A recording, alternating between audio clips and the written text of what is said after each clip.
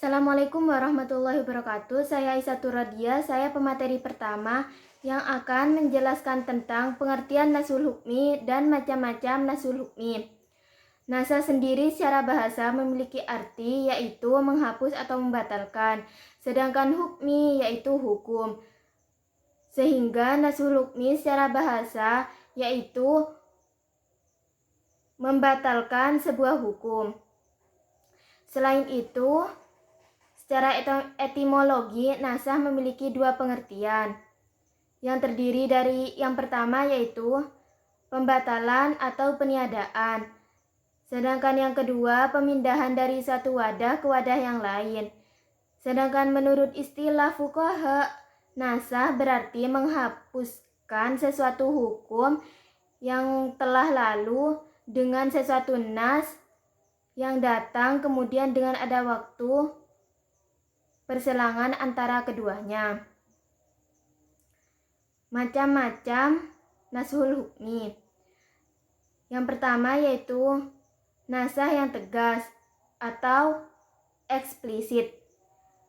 Nasah yang tegas adalah jika syar'i menetapkan nas yang tegas dalam penetapan hukum yang datang kemudian untuk membatalkan hukum sebelumnya. Sedangkan yang kedua yaitu nasah yang terkandung atau implisit.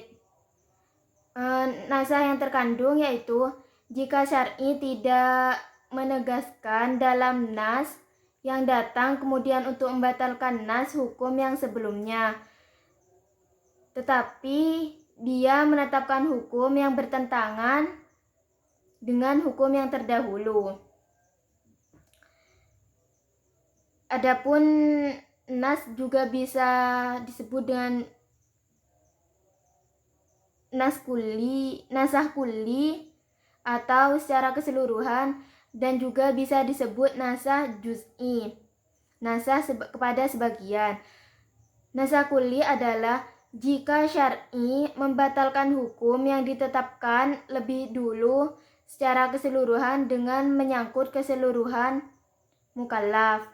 Sedangkan nasah juz'i apabila hukum itu disyariatkan secara umum yang mencakup semua individu mukallaf, kemudian hukum ini tidak berlaku bagi sebagian individu mukallaf, atau hukum itu disyariatkan secara mutlak kemudian tidak berlaku dalam sebagian kondisi.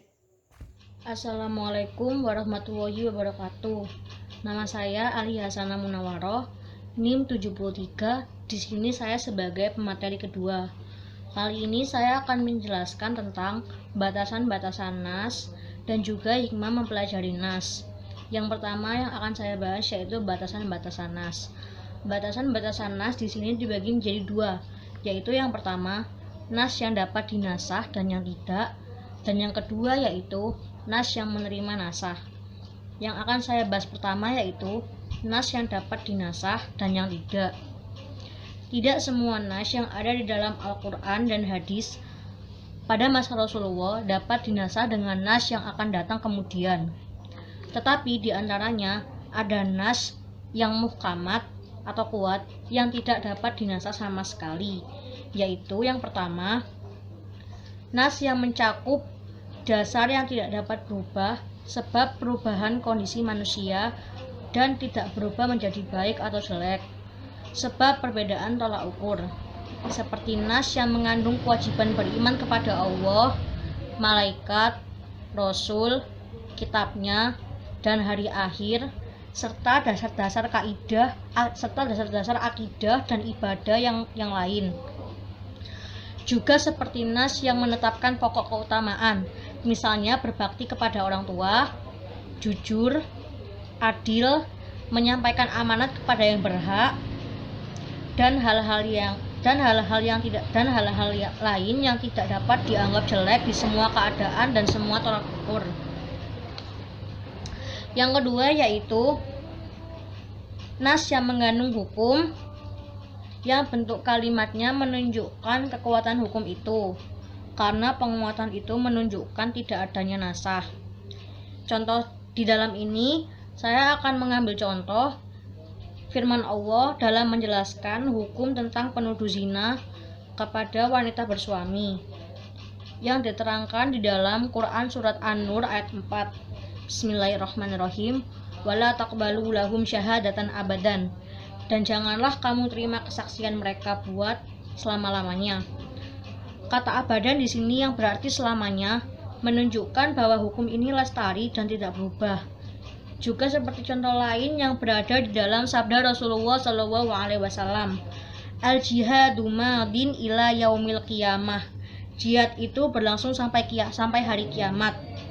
Keberadaan jihad yang berlangsung sampai hari kiamat itu menunjukkan bahwa jihad itu tetap ada selama dunia ini ada. Yang ketiga yaitu nas yang menceritakan kejadian-kejadian yang telah lalu atau masa sebelum Nabi Muhammad SAW. Di sini saya mengambil contoh dari firman Allah Quran surat Al-Haqqah ayat 5-6. Bismillahirrahmanirrahim. Fa'amma samudu fa'uhliku bittahiyah wa amma adun fa'uhliku birihin sorsorin. Yang artinya, adapun kaum Samud, maka mereka telah dibinasakan dengan kejadian yang luar biasa. Adapun kaum Ad, maka mereka telah dibinasakan dengan angin yang sangat dingin lagi amat kencang. Karena menghapus nas yang berbentuk berita berarti mendustakan kepada yang membawa berita, sedangkan dusta bagi Allah adalah mustahil. Ketiga macam nas di atas tadi yang sudah saya terangkan yaitu merupakan contoh-contoh dari nas yang tidak dapat menerima nasah. Sedang selainnya dapat menerima nasah pada awal penetapan hukum syara, yakni semasa hidupnya Rasulullah SAW, bukan setelahnya.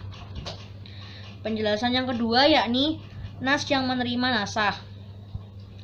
Dasar umumnya adalah nas itu tidak dapat dinasah kecuali dengan nas yang sama kekuatannya atau lebih kuat. Maka sebagian nas Al-Quran mungkin dinasah oleh sebagian yang lain dan mungkin dinasah oleh hadis yang mutawatir karena sama-sama pasti dan kekuatannya juga sama. Sedangkan bagian nas hadis yang tidak mutawatir mungkin dinasah oleh sebagian yang lain karena kekuatannya sama dan kadang dinasah oleh nas Al-Quran dan hadis mutawatir karena keduanya lebih kuat. Selanjutnya ialah nasah itu dianggap benar jika yang pertama, pembatalan itu dilakukan melalui tuntutan syara yang mengandung hukum dari syari Allah dan Rasulnya. Sesuatu yang membatalkan ini disebut dengan nasih. Dengan demikian, habisnya masa berlaku suatu hukum pada seseorang seperti wafatnya seseorang atau hilangnya kecakapan bertindak hukum seseorang atau hilangnya ilat atau motivasi hukum tidak dinamakan nasah. Yang kedua, sesuatu yang dibatalkan itu adalah hukum syara dan disebut dengan mansuh. Pembatalan hukum yang berlaku di tengah-tengah masyarakat yang sumbernya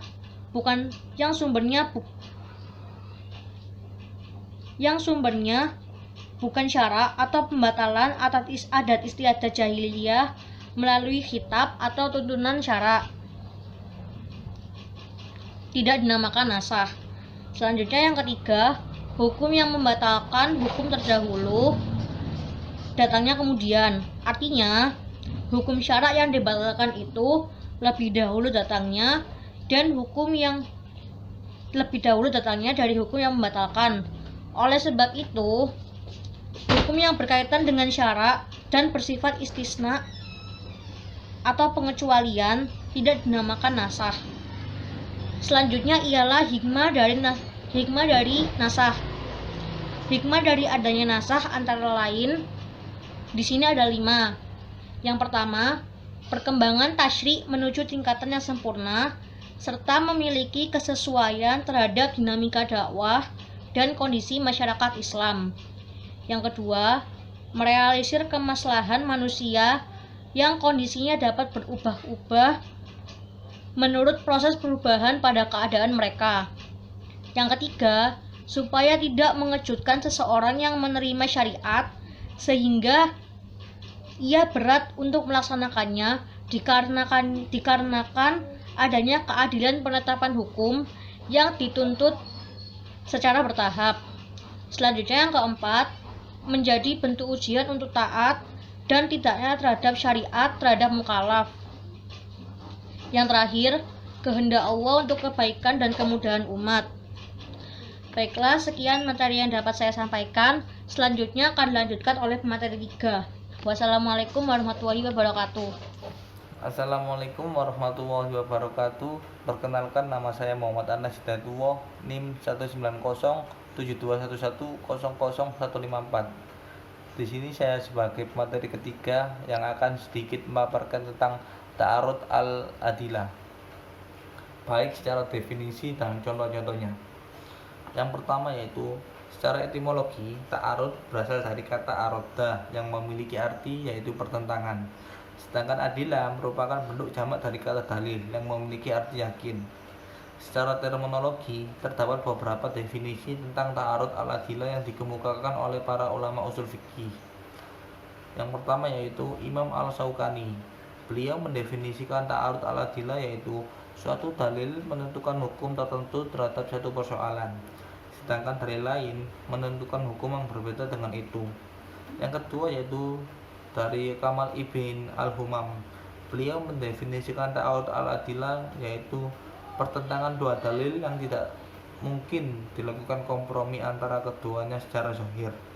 Yang ketiga yaitu Ali Hasbawah. Beliau mendefinisikan ta'arud al-adilah yaitu terjadi pertentangan hukum yang dikandung satu dalil dengan hukum yang dikandung dalil lainnya, yang kedua dalil tersebut berada dalam satu derajat. Hal-hal yang terkandung dalam pengertian ta'arud al-adilah ialah yang pertama, adanya dua dalil, yang kedua, sama martabat keduanya, yang ketiga, mengandung ketentuan yang berbeda, yang keempat, berkenaan dengan masalah yang sama, yang kelima, mengenaki hukum yang sama dalam satu waktu. Kita memasuki subbab yang kedua yaitu contoh-contoh ta'arud al-adilah. Yang pertama yaitu pertentangan Al-Quran dengan Al-Quran, seperti terdapat dalam firman Allah dalam surat Al-Maidah ayat ketiga. Ayat ini menyatakan bahwa darah itu haram untuk dimakan. Ketentuan hukum ini masih umum bahwa semua darah diharamkan. Dan dalam surat Al-An'am ayat 145, ayat tersebut menyatakan bahwa darah haram hanya darah yang mengalir. Selain darah yang mengalir diperbolehkan, seperti hati, limpa, dan darah yang melekat pada daging. Dengan demikian, tidak ada ta'arud antara dua ayat tersebut, karena ayat 3 Al-Maidah masih bersifat umum, darah yang mengalir dan darah tidak mengalir. Sedangkan pada ayat 145 Al-An'am dinyatakan bahwa yang diharamkan hanya darah yang mengalir. Yang kedua yaitu pertentangan Al-Quran dengan Sunnah, seperti firman Allah dalam surat An-Nisa ayat ke-11. Allah mensyariatkan kepadamu tentang pembagian warisan untuk anak-anakmu, yaitu bagian seorang laki-laki sama dengan bagian dua orang anak perempuan. Dalam hadis Rasulullah Shallallahu Alaihi Wasallam riwayat At-Tirmizi dan Ibnu Majah dari Abu Hurairah disebutkan, orang yang membunuh tidak bisa mewarisi. Dalam ayat itu disebutkan bahwa anak laki-laki bisa mendapatkan 2 bagian harta waris. Namun hadis mengeluarkan anak yang membunuh orang tuanya dari yang bisa mendapatkan harta waris. Secara zahir antara ayat dan hadis bertentangan atau terjadi ta'arud dalam penetapan warisan anak. Sebenarnya antara ayat dan hadis tersebut tidak ada ta'arud, karena hadis tersebut hanya menjelaskan pengecualian dari anak-anak yang bisa mendapatkan waris yang disebut taksis, yaitu bahwa anak-anak semua bisa mendapatkan warisan dengan perbandingan 2:1, kecuali anak yang membunuh si mayit atau orang tuanya. Yang ketiga yaitu pertentangan ta'arud, pertentangan atau ta'arud sunnah dengan sunnah. Rasulullah bersabda, tidak ada riba kecuali nasi'ah. Hadis ini meniadakan bentuk selain riba nasi'ah, yaitu riba yang berawal dari meminjam uang. Dengan demikian, riba al-fat, yaitu riba yang muncul akibat suatu transaksi jual beli dan transaksi lainnya, tidaklah haram. Akan tapi dalam hadis lain Rasulullah menyatakan, janganlah kamu jual emas dengan emas kecuali dalam jumlah yang sama. Hadis ini mengandung hukum bahwa riba al-fat diharamkan. Antara kedua hadis tersebut terkandung pertentangan hukum dalam masalah riba al-fat. Hadis pertama memperbolehkan dan hadis kedua mengharamkan. Menurut Wahbah al-Zuhaili, pertentangan antara kedua dalil atau hukum itu hanya dalam pandangan mujtahid, sesuai dengan kemampuan pemahaman analisis dan kekuatan logikanya, bukan pertentangan aktual, karena tidak mungkin terjadi Allah atau Rasul menurunkan aturan yang saling bertentangan. Yang selanjutnya yaitu pertentangan sunnah dengan kias. Misalnya hadis yang menyatakan ketidakbolehan jual beli unta atau kambing perah yang diikat putingnya agar kelihatan besar. Sedangkan jika dibeli dan diperah susunya terbukti sedikit adanya gharar atau penipuan. Semula hadis ini memberikan dua alternatif, yaitu boleh diteruskan akadnya dengan mengganti kurma 1 syah. Itu lebih tepat diartikan dengan penggantian air susu perahannya yang masih ada, atau mengganti harga air susu yang diperasnya. Contoh di ta'arud antara kias dengan sunnah adalah bahwa akikah untuk anak laki-laki besar daripada akikah anak perempuan. Namun dalam hadis dinyatakan 2 kambing untuk anak laki-laki dan 1 kambing untuk anak perempuan. Jika dianalogikan dengan kias, maka dua kambing sama dengan 1 sapi. Dan terakhir yaitu pertentangan kias dengan kias. Misalnya perkawinan Nabi Muhammad SAW dengan Aisyah ketika ia masih berusia 6 tahun dan mengumpulinya usia 9 tahun.